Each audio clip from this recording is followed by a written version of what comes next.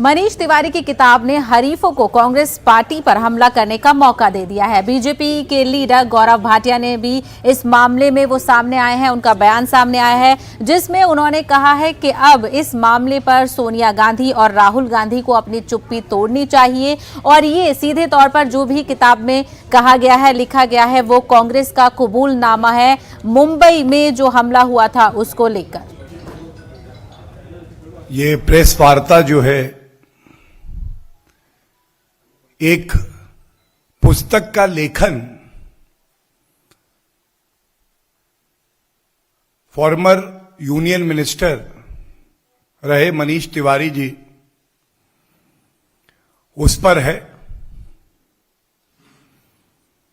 और सबसे पहले मैं आपके समक्ष प्रस्तुत करना चाहूंगा जो बात उन्होंने अपनी पुस्तक में कही है। इस पुस्तक के कुछ भाग मीडिया में हम सभी ने देखे हैं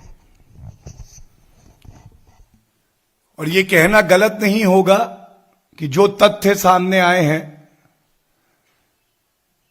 इसको कांग्रेस की विफलता का कबूलनामा कहना ही उपयुक्त होगा।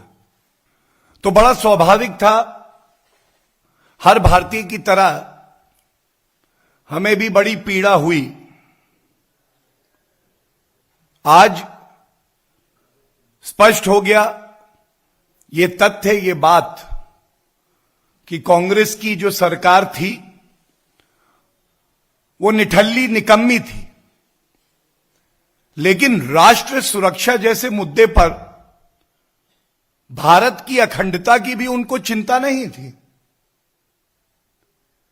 हर भारतीय ये बात कहता था, देश ये बात जानता था, बीजेपी भी यही बात कह रही थी।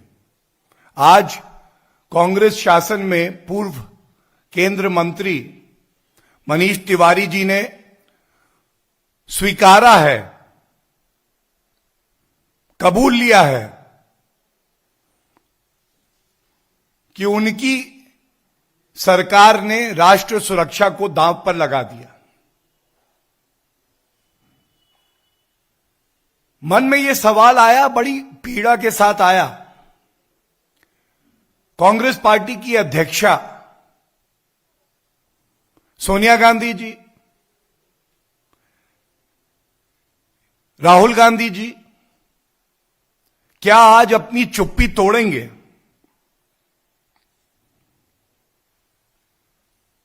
ये सवाल भारतीय जनता पार्टी इसलिए उठा रही है